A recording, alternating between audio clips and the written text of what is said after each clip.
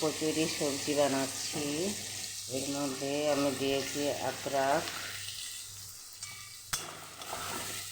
আদরক, পাঁচ ফোড়ন, তেজপাতা, শুকনো লঙ্কা, তেজপাতা যেটাকে আমি ভাজা ভাজা করে নিচ্ছি।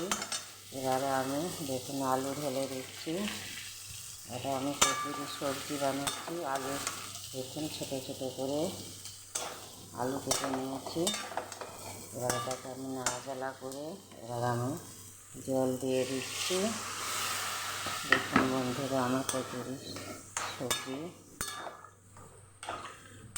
রেসিপি বানাচ্ছি। আপনাদের ভালো লাগলে বাড়িতে বানান। সুমিত্রা রান্নাঘর। সুমিত্রা রান্নাঘর ভালো লাগলে লাইক, কমেন্ট, শেয়ার করুন। দেখো আমি একটা এলাচ দিয়ে দিয়েছি, অল্প ঘি, হালকা সে হিং। কালারটা দেখুন বন্ধুরা, ভালো লাগলে লাইক, কমেন্ট, শেয়ার করুন প্লিজ প্লিজ। সুমিত্রা রান্নাঘর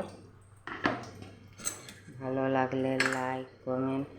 হালকা মির্চা দিয়ে দিয়েছি, अदरक, थोड़ा सा टमाटो কালার के लिए थोड़ा सा टमाटो দিয়েছি আমি। দেখুন বন্ধুরা, কচুরি সবজি দেখো আলু সব ডুমো ডুমো কেটে নিয়েছি। পাঁচ ফোড়ন, তেজপাতা, শুকনো মির্চা, হিং, এলাচ।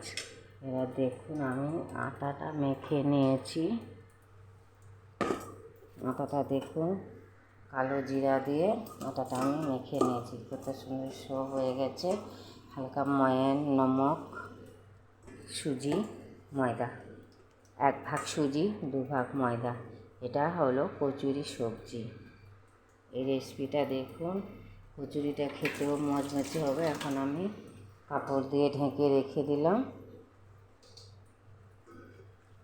ভালো লাগলে লাইক, কমেন্ট, শেয়ার করুন সব বন্ধুদের সঙ্গে প্লিজ প্লিজ। ধন্যবাদ।